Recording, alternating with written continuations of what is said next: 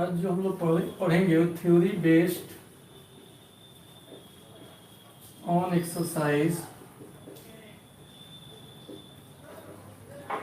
11.3।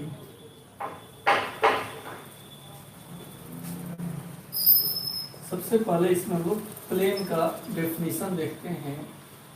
समतल। पिछला जो एक्सरसाइज था वो आपका स्ट्रेट लाइन पे आधारित था, ठीक है। और आज जो अभी एक्सरसाइज बता रहे हैं इस समतल पर आधारित है। समतल। अब आखिर समतल है क्या? जैसे बोर्ड हमारा समतल है, तो प्लेन जो होता है एक सरफेस होता है, पृष्ठ होता है, जिस पर दो बिंदु को मिलाने वाला रेखा रखें तो पूर्णतः इसमें आ जाए, बीच में गैप नहीं बने, बीच में गैप नहीं बने। तो इसका डेफिनेशन हो जाएगा, a plane is a surface such that a line joining two points wholly lies on it। समतल एक पृष्ठ है इस प्रकार की दो बिंदुओं को मिलाने वाला रेखा पूर्णतः इस पर स्थित होता है। समतल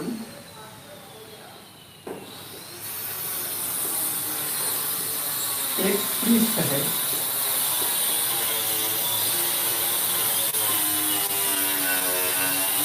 इस प्रकार की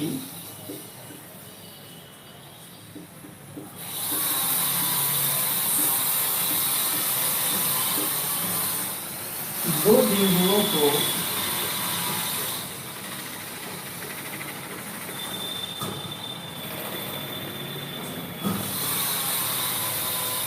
मिलाने वाली रेखा पूर्णतः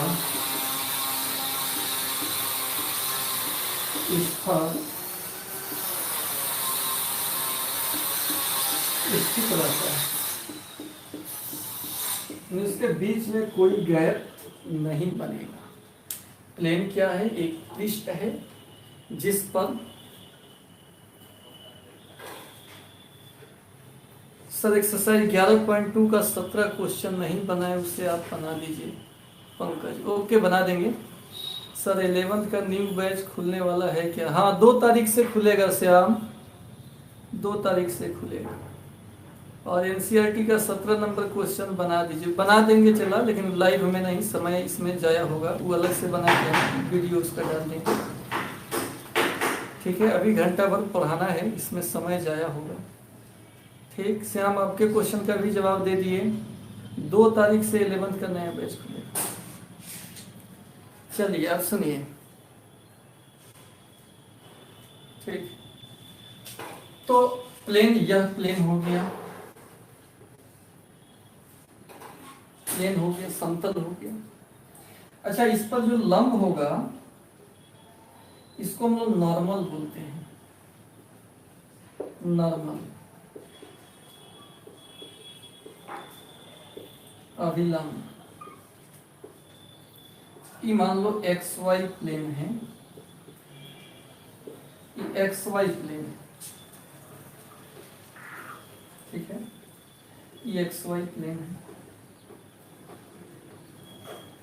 एक हो गया ये X और E हो गया Y। कौन सा प्लेन है? XY plane. YZ प्लेन भी हो सकता है,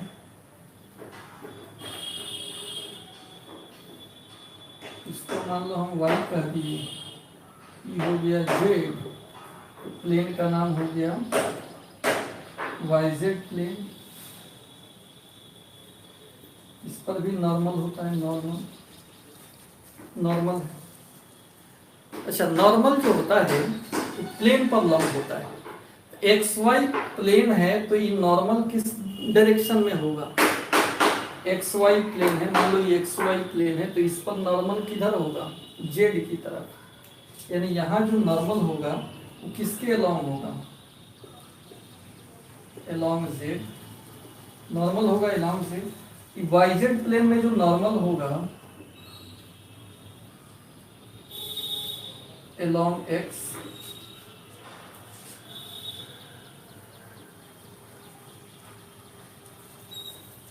जेड एक्स प्लेन है, यानी जेड है एक्स है, जेड एक्स प्लेन में जो नॉर्मल होगा अलोंग वाई, वाई के अलोंग होगा। क्लियर? इसका स्क्रीनशॉट ले लीजिए, इसका स्क्रीनशॉट ले लीजिए।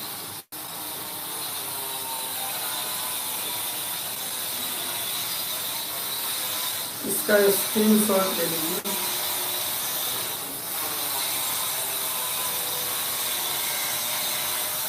इसका स्क्रीनशॉट ले लीजिए। क्लास 11th के लिए अलग ग्रुप बनाए हैं, 2 तारीख से जो बैच खुलेगा उसके लिए डेमो ग्रुप। तो व्हाट्सअप बोल दीजिएगा श्याम, जिस नंबर से पढ़ना है उस मोबाइल नंबर से व्हाट्सअप करेंगे कि सर हमको 11th में पढ़ना है, उस ग्रुप में शामिल कर देंगे, लिंक भेजेंगे जब डेमो शुरू होगा।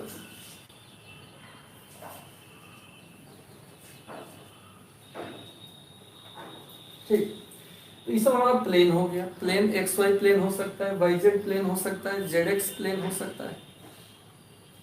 क्लियर?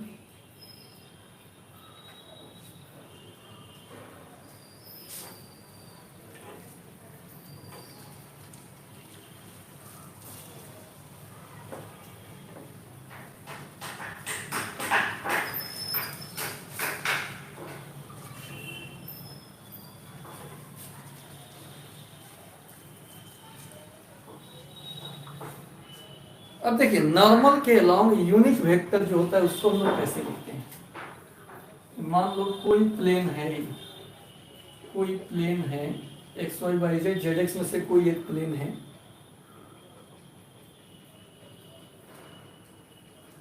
और यहाँ पे है नॉर्मल। तो नॉर्मल के अलोंग, नॉर्मल के अलोंग अगर यूनिट वेक्टर लिखना हो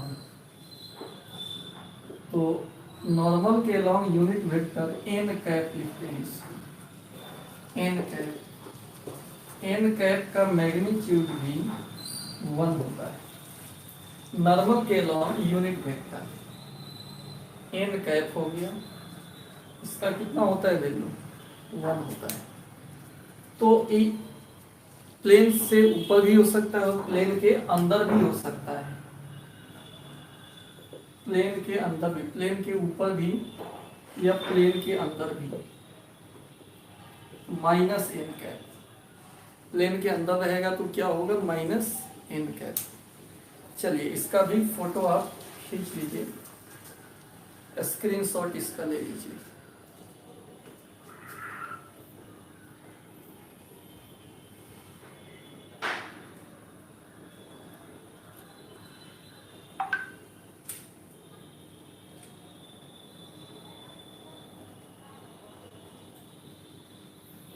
ट्वेल्व का दूसरा बैच कब से है? 12 का तो दिन भर बैचे हैं, सब में अलग अलग। एक 3 बजे से है, एक शाम में 8 बजे से है।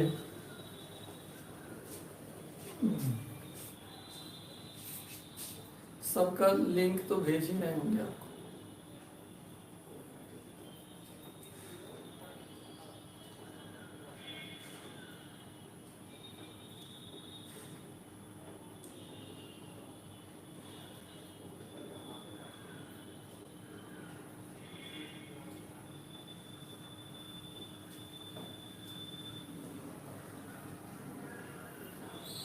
तीन बजे वाला में कौन सा चैप्टर चल रहा है? 3 बजे वाला में वही मैक्सिमा मिनिमा चल रहा है, मैक्सिमा मिनिमा।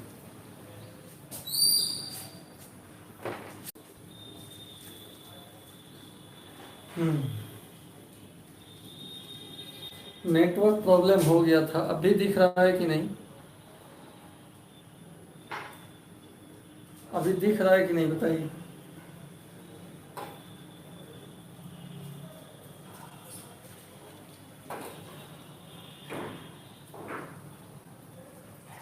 कमेंट करो कि आगे बढ़ें। दिख रहा है सर, ओके ठीक ठीक। अब इक्वेशन ऑफ प्लेन पर बात आया। इक्वेशन ऑफ प्लेन, समतल का समीकरण।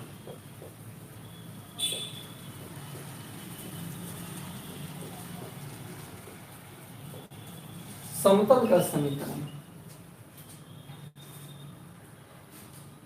ओके ठीक है, दिख रहा है, कोई बात नहीं। देखिए समतल का समीकरण कैसे लिखेंगे, इसमें ए बी सी डी करके लिख रहे हैं। स्ट्रेट लाइन में दो इक्वेशन आपको बताए थे। एक था कि r बराबर a plus lambda B, vector form,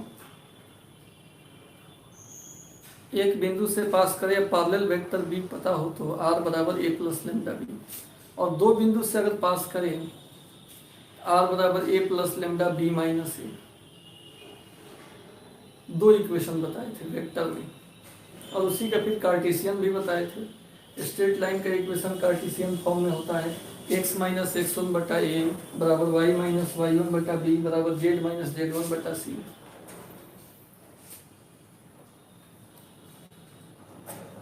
और दो बिंदु से गुजरने वाले रेखा का इक्वेशन बताएं x माइनस एक्स वन बटा X one minus X two बराबर वाई माइनस वाई वन बटा Y one minus Y two बराबर जेड माइनस जेड वन बटा Z one minus Z two. हाँ, ये स्ट्रेट लाइन का बताए थे। आज जो है प्लेन का इक्वेशन लिखना है। स्ट्रेट लाइन में तो दो ही इक्वेशन बताए थे, उसका वेक्टर कार्टेशियन भी किए थे, लेकिन प्लेन में ज़्यादा इक्वेशन है, 4-5 इक्वेशन मिलेगा। प्लेन थोड़ा सा लंबा चैप्टर है,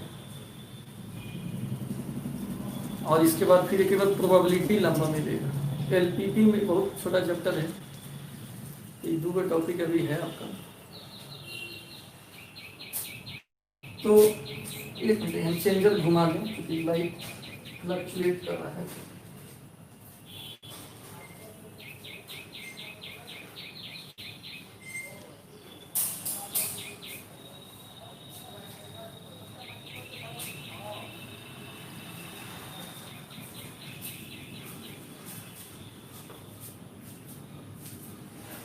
अब सुनिए इक्वेशन ऑफ प्लेन, प्लेन का इक्वेशन। तो पहला में ए नंबर में हम लिख रहे हैं नॉर्मल फॉर्म। नॉर्मल फॉर्म में नाम हो गया नॉर्मल फॉर्म। अब इसमें दो चीजें, इसमें भी वेक्टर इक्वेशन है और एक कार्टेशियन इक्वेशन। तो हम दोनों बात करेंगे। इसमें पहले क्वेश्चन लिख लेते हैं, नॉर्मल फॉर्म किसको कहते हैं। तो find the equation of the plane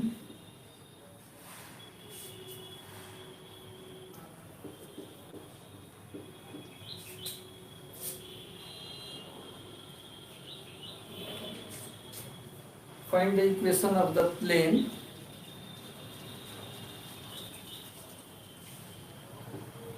whose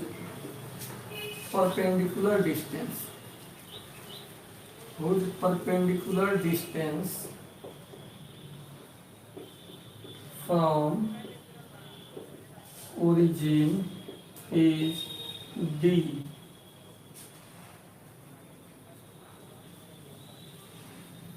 and perpendicular unit vector is n hat. Find the equation of the plane whose perpendicular distance from origin is d and perpendicular unit vector is n hat.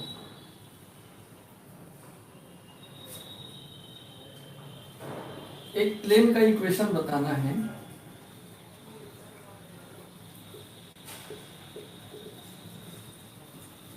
या इधर से हम इधर बनाना है थोड़ा सा।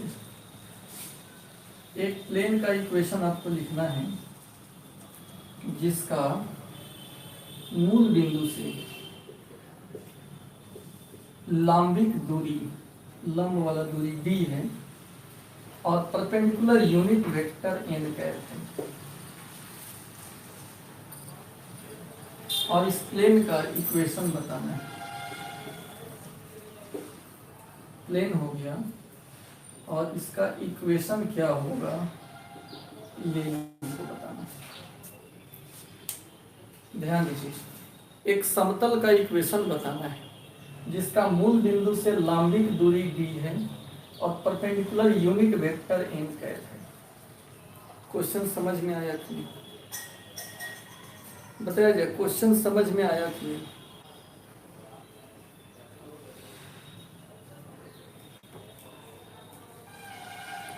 Comment करके बताया जाए। Find the equation of the plane whose perpendicular distance from origin is d and perpendicular unit vector is n cap. समझ रहे हैं जी सब कोई?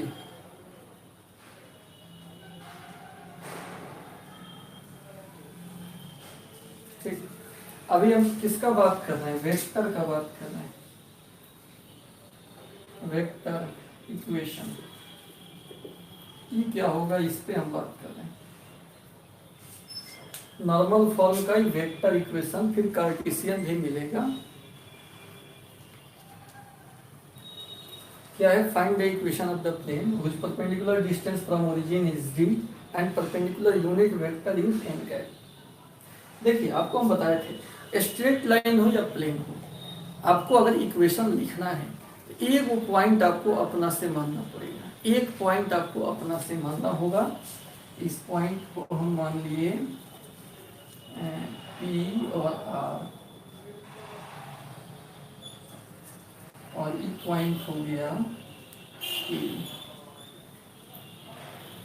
ए का पोजीशन वेक्टर अगर पूछें तो कोई बता सकता है ए का पोजीशन वेक्टर कितना होगा? ए का पोजीशन वेक्टर, क्योंकि मूल बिंदु से मेजर कर रहे हैं तो पोजीशन वेक्टर क्या होता है बोला जाए? यहां से यहां तक का मैग्नीट्यूड और N cap, B N cap होगा ए का पोजीशन वेक्टर। आइए अपना से हम मान लिए पी आर।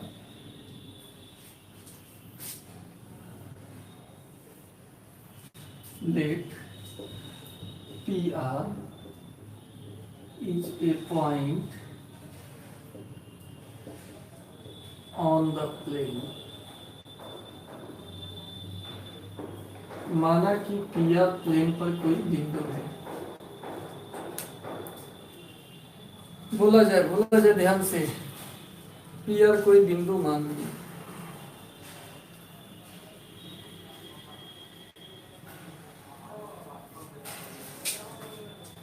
पी आर कोई पॉइंट मान लीजिए प्लेन पर। बोलिएगा, दिक्कत होगा। ठीक, अब कोई ज्योमेट्रिकल कंडीशन लिखेंगे तभी तो इक्वेशन लिखाएगा। तो यहाँ पर ओ ए पी पर लंब है, चूंकि ए पी जो है लंब है ओ ए पर, तो दोनों का डॉट लंब होता है तो डॉट क्या हो जाएगा? 0। अब ए पी कहाँ से लिखाएगा? ए पी आर में से डी एन कैप हट जाएगा, R minus D N cap O A vector इसी डी एन कैप के बराबर होगा, इज इक्वल टू 0। डी तो इधर आ गया 0 के तरफ, R minus D N cap into N cap बराबर 0, इससे गुणा कर लीजिए। R dot N cap minus D N cap into N cap बराबर 0, इससे दोनों में गुणा कर लिए। R dot N cap minus D N dot N magnitude of N का स्क्वायर होता है, क्योंकि आप जान रहे हो ए डॉट ए, दो वेक्टर का डॉट मैग्नीट्यूड ऑफ ए का स्क्वायर होता है। ये कितना हो जाएगा? R dot N cap minus D, इसका तो 1 होता है वैल्यू, यानी आर डॉट एन कैप बराबर डी, वेक्टर इक्वेशन हो गया।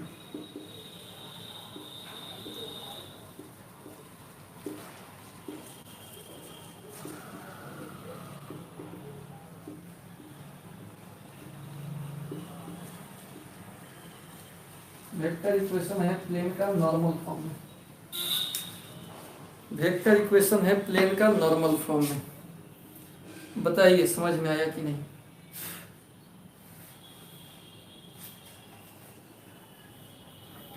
बोला जाए समझ में आया कि नहीं आया?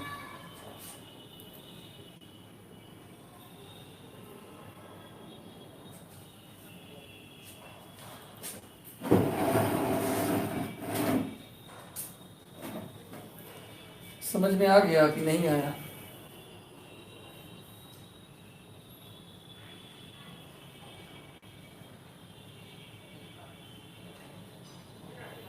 क्या किए हैं इसमें? क्या किए हैं? पहले आपको वेक्टर इक्वेशन लिखना है। तो वेक्टर इक्वेशन में क्या किए?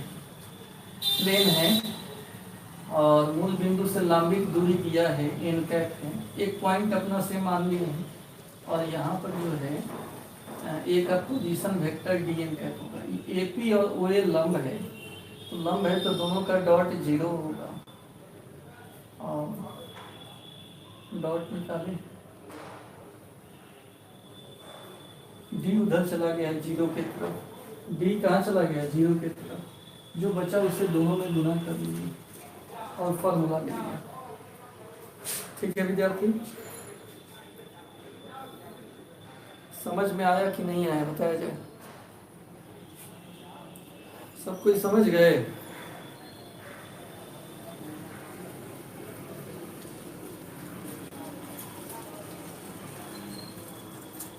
एक एक आदमी कमेंट और लाइक करेगा तभी आगे बढ़ेंगे। बताओ समझ में आया कि नहीं? तो नॉर्मल फॉर्म में वेक्टर इक्वेशन होता है आर डॉट एन कैप बराबर D, R dot N cap बराबर डी। यस राज करें एक बार और, यस समझ में आया कि नहीं बताओ? कुछ नहीं करना है, ए पी ओ ए पर लंब है तो दोनों का डॉट 0 होगा, मान रख दिए, गुणा किए। सर हम अभिषेक समझ में आ गया। चलिए अभिषेक बाबू, अभी चश्मा पहना है वो फोटो में, चलो ठीक है। अभिषेक कुमार, चलो अभिषेक हो गया समझ में। अब इसमें इस पर एक एग्जाम्पल करते हैं दोस्त, ठीक? ये आपको ज़्यादा समझ में आएगा कि इस पर एग्जाम्पल रहेगा तो कैसे हम लोग बनाएंगे। तो क्या हुआ इक्वेशन इसका कितना है? आर डॉट एन कैप बराबर D, R dot N cap बराबर डी, जहां पर एन कैप क्या है? परपेंडिकुलर यूनिट वेक्टर है और डी क्या है? मूल बिंदु से लंबित दूरी है, मूल बिंदु से प्लेन का दूरी है, मूल बिंदु से प्लेन का दूरी है। ठीक है, मूल बिंदु से प्लेन का डिस्टेंस है।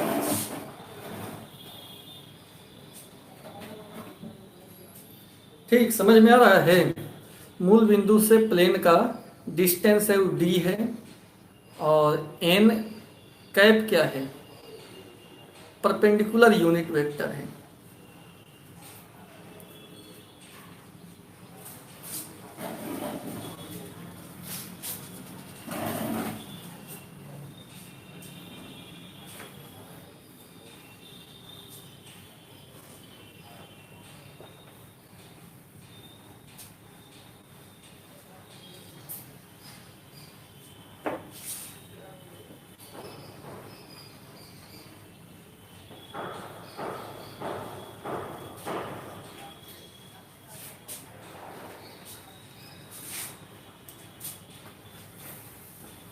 चलिए क्वेश्चन लिख रहे हैं, find the vector equation of the plane,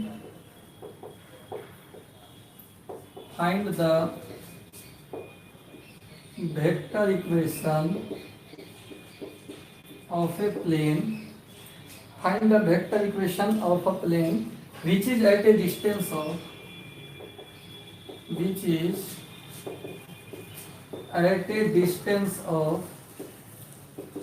6/√29 from origin, 6/√29 from origin, and its normal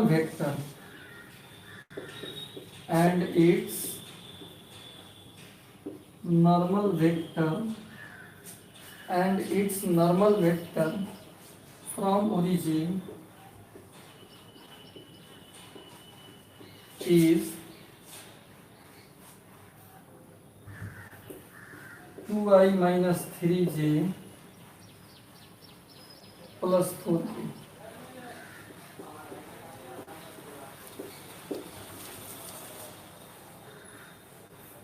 find the vector equation जो इतना डिस्टेंस पे है फ्रॉम ओरिजिन, और नॉर्मल वेक्टर भी दिया हुआ है। ठीक है, कैसे बनेगा हिंट बताइए, कैसे बनेगा?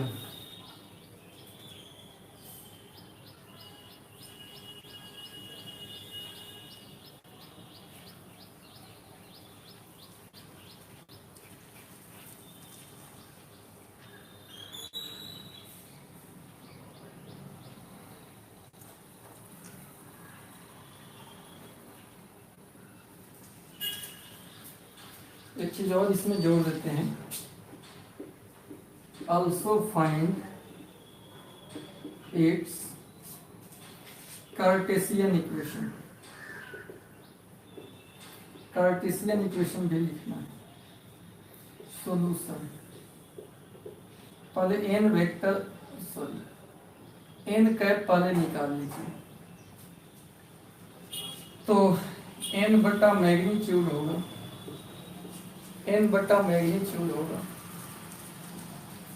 एन कितना है दोस्त? 2i 3j 4k, और मैग्नीट्यूड कितना हो जाएगा? √2 का स्क्वायर माइनस 3 का स्क्वायर 4 का स्क्वायर। ठीक है,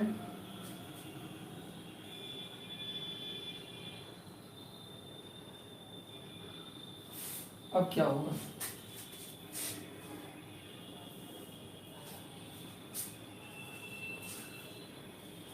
अभी हो जाएगा 2i minus 3j plus 4k बटा √2 दूना 4, 4 चौका 16, 16 9 25, 25 से 4 29, इतना हो गया। अब वेक्टर इक्वेशन क्या बताएं? r डॉट एन कैप बराबर डी, यही ना बताएं? r डॉट एन कैप बराबर डी, ये हो गया हमारा कौन इक्वेशन? वेक्टर इक्वेशन हो गया। अब इसमें कितना लिखेंगे दोस्त? r डॉट एन कैप, कितना आया है N cap? 2i minus 3j plus 4k बटा √29 बराबर डी। तो डी कितना दिया है? 6/√29 दिया है। √29 कर दिया।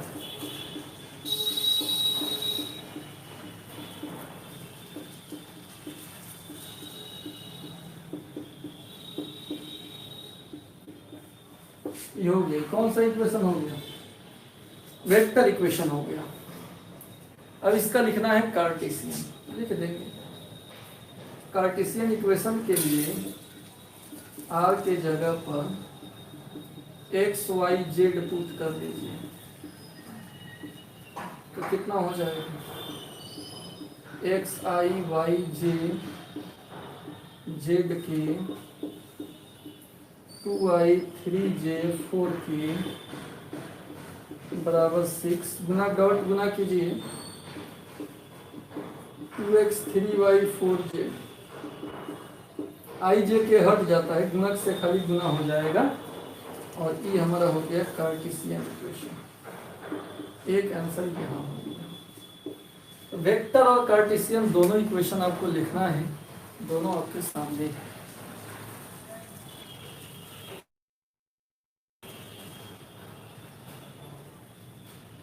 बोला जाए, बाकी किसी को दिक्कत है तो बताओ,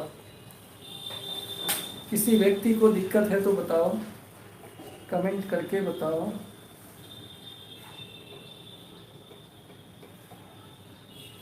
सबको समझ में आ गया? इसमें कुछ करना नहीं है, एन कैप केवल एक बार निकाल लेना है और उसके बाद vector equation R dot N cap बराबर डी इसी फॉर्मूला से लिख लेना है।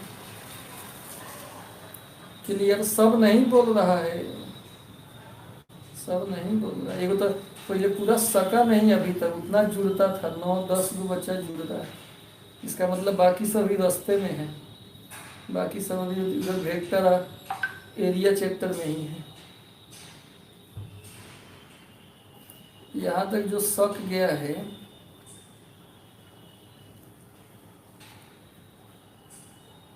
नॉर्मल फॉर्म अभिलंब रूप का वेक्टर इक्वेशन आप देखें। सुमन कुमार कोई दिक्कत नहीं है सर, ओके।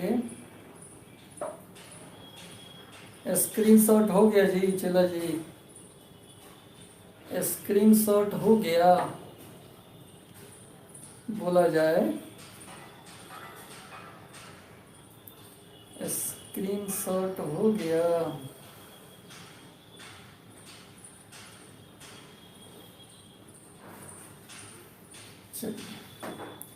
अब आगे बढ़ते हैं, इसका अब कार्टेशियन देखते हैं। अब इसका हम लोग नॉर्मल फॉर्म का वेक्टर इक्वेशन देखे थे।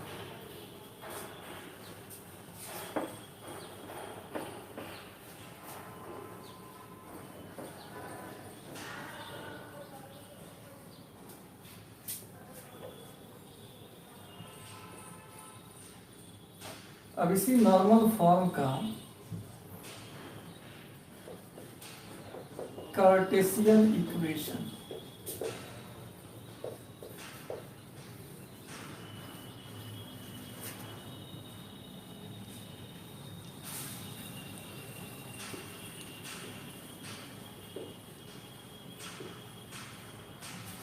यहाँ पर आर माने थे,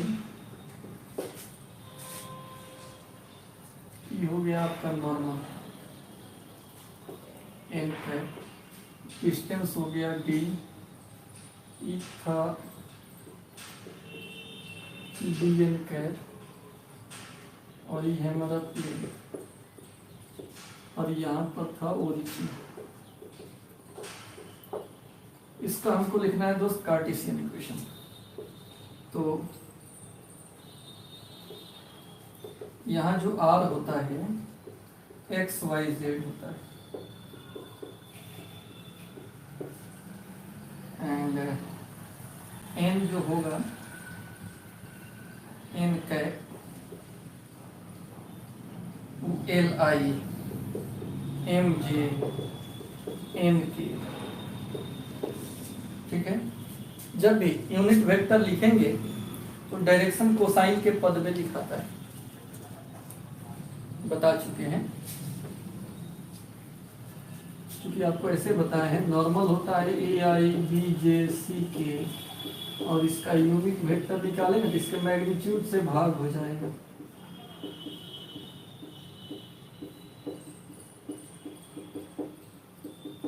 और फिर अलग अलग करेंगे, ए बटा रूट अंडर, फिर बी बटा रूट अंडर इतना चीज और सी बटा रूट अंडर के, यही होता है l, l I am j और एम के। एन कैप हमेशा ऐसा ही मानेंगे, l I am j m k, okay.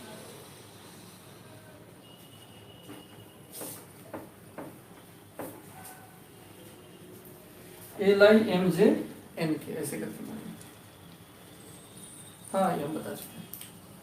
अब from vector equation, vector equation में क्या बताए हैं, आर डॉट एन कैप बराबर डी आर का मतलब X I Y Z Z K, N cap का मतलब L I am J N के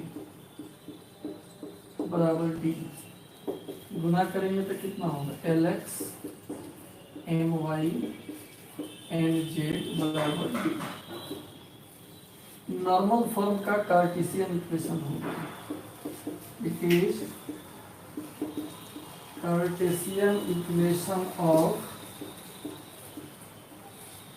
नॉर्मल फॉर्म। नॉर्मल फॉर्म का कार्टेशियन इक्वेशन हो गया, याद रहेगा ना, l x plus M Y plus N Z बराबर D. L x plus M Y plus N Z बराबर डी, याद रहेगा। L x plus M Y plus N Z बराबर डी।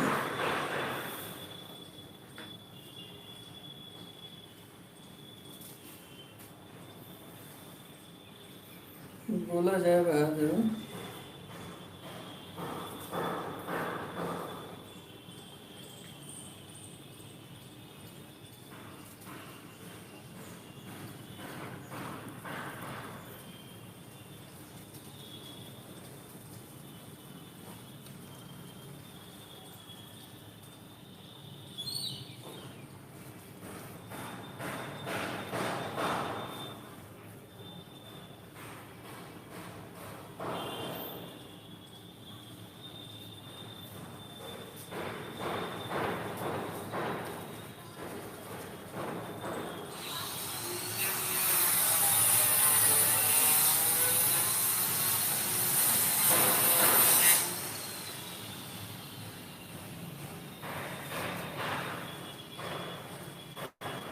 हो गया, ये हो गया हमारा normal form, l x M Y N Z बराबर डी, जहाँ पे एल एम एन क्या है, डायरेक्शन कोसाइन है, और डी क्या है, मूल बिंदु से दूरी है। क्लियर हो गया। तो प्लेन का इक्वेशन आप देख लिए, normal form A number variety. Normal form में वेक्टर इक्वेशन कितना होता है, आर डॉट एन कैप बराबर डी, और कार्टेशियन इक्वेशन क्या हो गया, L x plus M Y plus N Z बराबर डी। वेक्टर और कार्टेशियन इक्वेशन हुआ प्लेन का, लेकिन याद रहे नॉर्मल फॉर्म के लिए, नॉर्मल फॉर्म के लिए। ठीक है दोस्त, अब आगे बढ़ते हैं।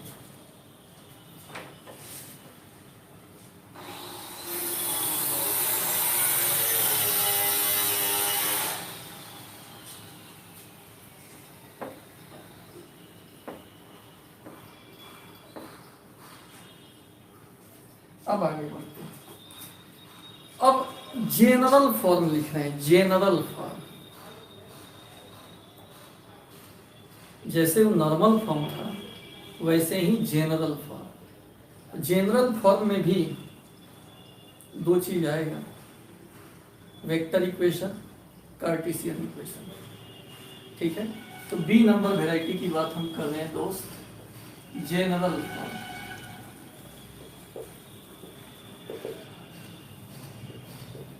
नॉर्मल फॉर्म में दिया नहीं रहता है, हमेशा दिया रहेगा जनरल फॉर्म में। तो जनरल फॉर्म में equation of the plane, plane का इक्वेशन जो होता है आर डॉट एन कैप, नहीं एन वेक्टर बराबर पी, इस रूप में दिया रहता है। ये भी वेक्टर का ही इक्वेशन है। इसका प्रूफ देखो हम बता रहे हैं, given equation R dot N vector,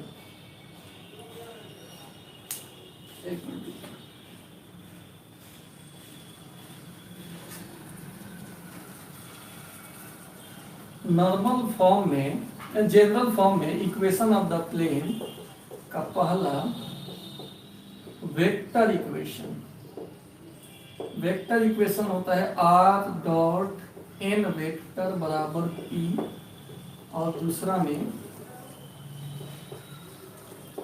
Cartesian equation ये होता है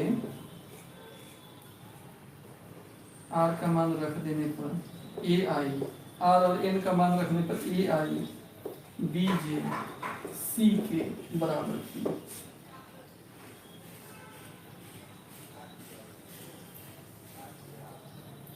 ये जनरल फॉर्म हुआ।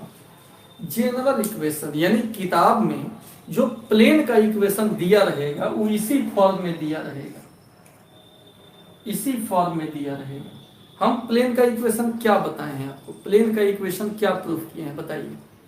आर डॉट एन कैप बराबर D, R dot N cap बराबर डी, एन कैप का इस्तेमाल किए थे। लेकिन यहां पर आर डॉट एन कैप नहीं दिया रहेगा, आपको क्वेश्चन में आर डॉट एन वेक्टर बराबर पी दिया रहेगा, ऐसे दिया रहेगा। अब इससे आप नॉर्मल में बदल सकते हो, इससे आप वेक्टर इक्वेशन को नॉर्मल के वेक्टर इक्वेशन में आप चेंज कर सकते हो। कैसे करोगे सो हम बता रहे हैं। ये तो किताब में दिया रहेगा ऐसे।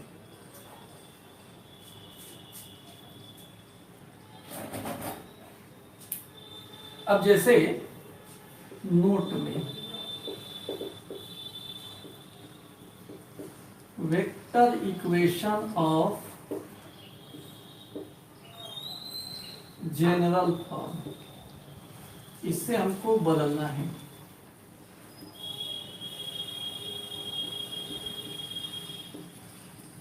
वेक्टर इक्वेशन ऑफ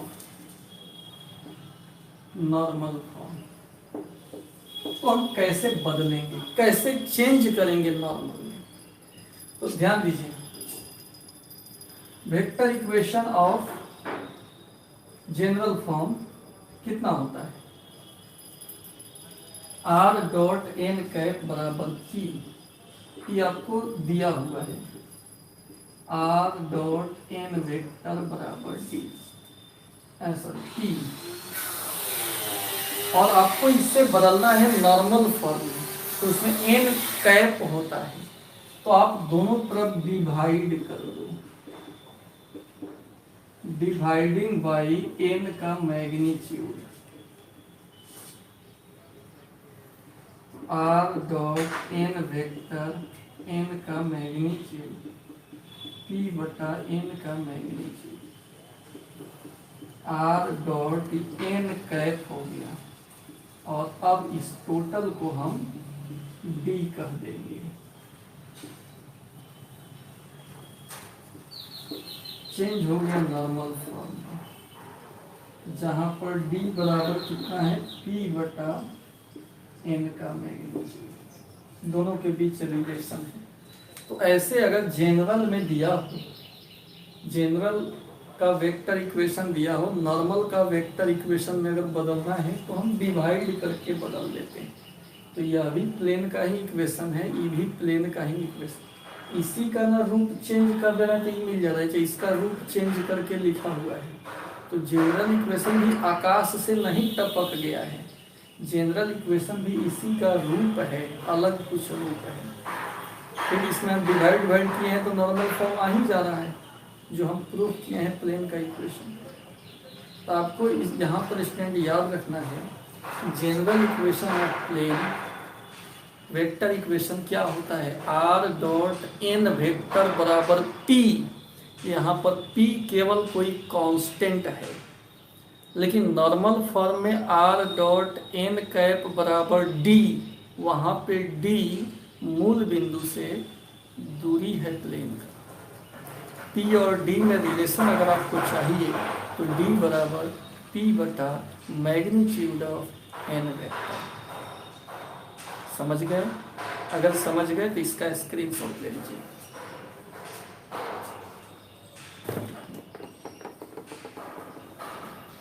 स्क्रीनशॉट ले लीजिए।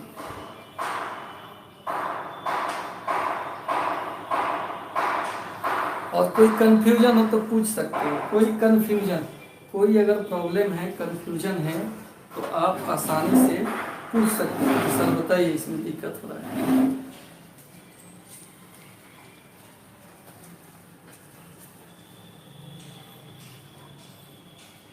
कमेंट करके बताइए।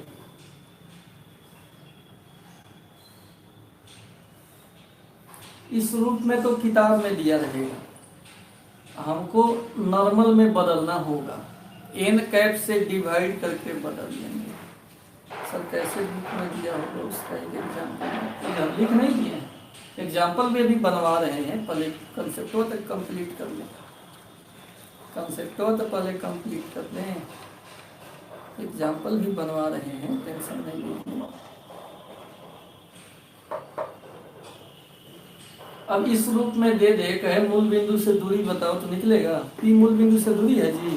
नहीं, इसको नॉर्मल में बदलना ही होगा तब मूल बिंदु से दूरी मिलेगा।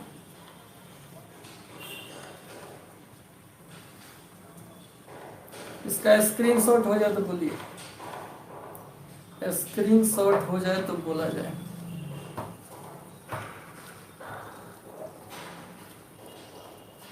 हो गया स्क्रीनशॉट?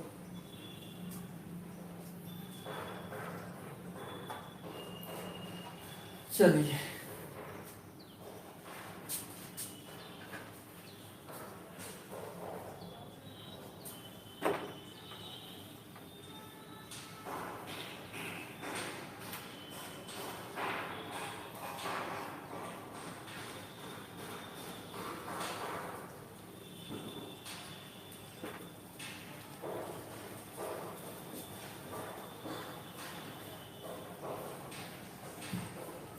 अब कार्टेशियन मान लो, कार्टेशियन इक्वेशन जनरल फॉर्म को कार्टेशियन इक्वेशन नॉर्मल फॉर्म में बदलना। तो कार्टेशियन इक्वेशन क्या दिया रहेगा? ए आई बी जे सी के बराबर पी, इस रूप में दिया रहेगा। तो नॉर्मल का डायरेक्शन रेशियो है, एबीसी तो डायरेक्शन रेशियो होता है नॉर्मल का। अब डायरेक्शन कोसाइन पूछे, मूल बिंदु से दूरी पूछे, तो ये पी तो है नहीं, इसको चेंज करना पड़ेगा, तो इसमें डिवाइड करेंगे root under A square B square C square से, तो हो जाएगा ए बटा root under A square B square C square, B बटा root under A square B square C square, C बटा root under A square B square C square, P बटा root under A square B square C square. अब ये हो जाएगा L I am J N K, और ई complete किसके बराबर हो गया? डी के। आ गया कि नहीं? जहाँ पर डी हो जाएगा पी बटा root under A square B square C square. तो कार्टेशियन को नॉर्मल फॉर्म में कैसे बदलेंगे? रूट ए square B square C square से डिवाइड करके, तो एलिमेंट मिल जाएगा और मूल बिंदु से दूरी भी मिल जाएगा। इसमें मूल बिंदु से दूरी नहीं है, लेकिन डिवाइड करने के बाद मूल बिंदु से दूरी मिल जाएगा। क्योंकि जब L x M Y N Z होता है तो आर एच एस को डी कहते हैं, बताए हैं ना नॉर्मल फॉर्म में Cartesian equation. L I am J N K बराबर D, L I plus M J plus N K बराबर डी। अब इस पर कुछ क्वेश्चन करा रहे हैं, कंप्लीट हो जाएगा, क्लियर हो जाएगा।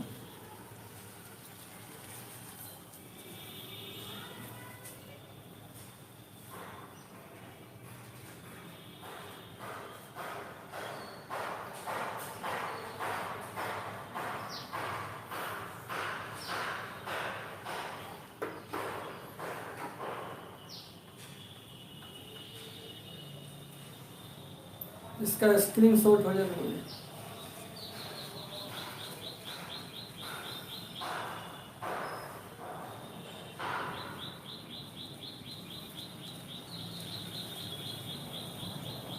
हो गया? चलिए अब आगे बात करते हैं। अब इस पर क्वेश्चन देख लेते हैं, क्वेश्चन किस टाइप का रहेगा। ठीक,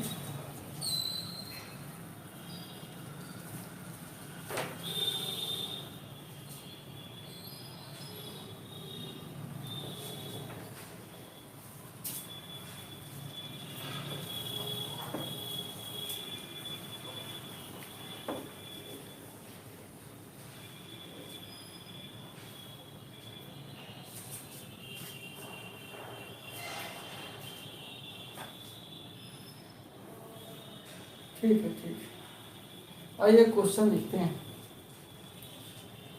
determine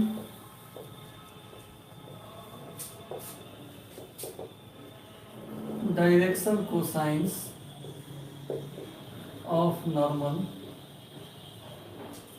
and perpendicular distance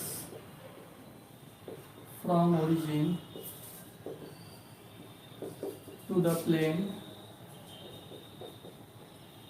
x plus Y plus Z बराबर 1। डायरेक्शन कोसाइन लिखना है नॉर्मल का, और डिस्टेंस ओरिजिन से डिस्टेंस भी बताना है, मूल बिंदु से दूरी भी बताना है। अब विद्यार्थी जो ये दिया हुआ है, ये जनरल इक्वेशन है कि नॉर्मल, जनरल फॉर्म है कि नॉर्मल फॉर्म है, बताया जाए। जनरल फॉर्म है कि नॉर्मल फॉर्म है? कौन सा फॉर्म है? जनरल फॉर्म है कि normal form?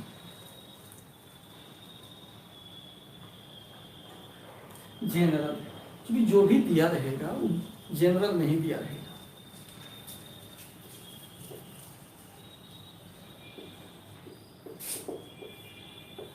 x plus Y plus Z बराबर 1, तो यहाँ से क्या प्राप्त हो सकता है? a प्राप्त हो सकता है 1, b प्राप्त हो सकता है 1, c बराबर प्राप्त हो सकता है 1 और p बराबर प्राप्त हो सकता है, क्योंकि ax by cz बराबर p होता है। लेकिन क्या ये भी सी आपसे पूछा जा रहा है? डायरेक्शन कोसाइन पूछा जा रहा है। एक डायरेक्शन कोसाइन है क्या? ये है डायरेक्शन रेशियो, ये है डायरेक्शन रेशियो।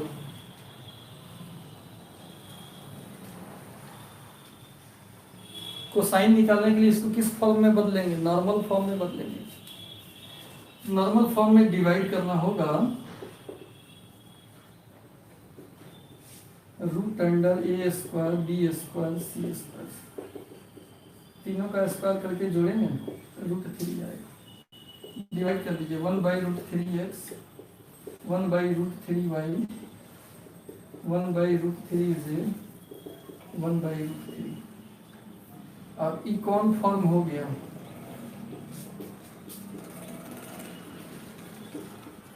नॉर्मल फॉर्म, यानी Lx plus my plus nz बराबर b, इसी फॉर्म का ही हो गया। डिवाइड किया तो उस फॉर्म का बदल गया। तो अब आसानी से जो x का गुणक होगा l होगा, y का गुणक m होगा, z का गुणक n होगा और मूल बिंदु से दूरी होगा। इसलिए डायरेक्शन कोसाइंस आर l बराबर 1 बाई रूट 3, m बराबर 1 बाई रूट 3, n बराबर 1 बाई रूट 3 एंड मूल बिंदु से दूरी d हो जाएगा 1 बाई रूट 3। आंसर बोलिए, कोई दिक्कत हो तो? इसको डिवाइड करके नॉर्मल फॉर्म में बदल लेंगे और नॉर्मल फॉर्म से L, M, N और D का मान निकाल लेंगे। ओके, समझ में आया कि नहीं आया?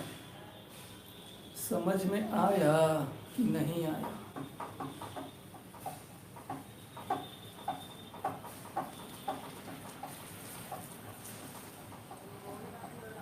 चलिए अब एक क्वेश्चन होमवर्क कर दें, एक क्वेश्चन होमवर्क कर देते हैं, एक क्वेश्चन होमवर्क कर लेते हैं। स्क्रीनशॉट इसका हो गया?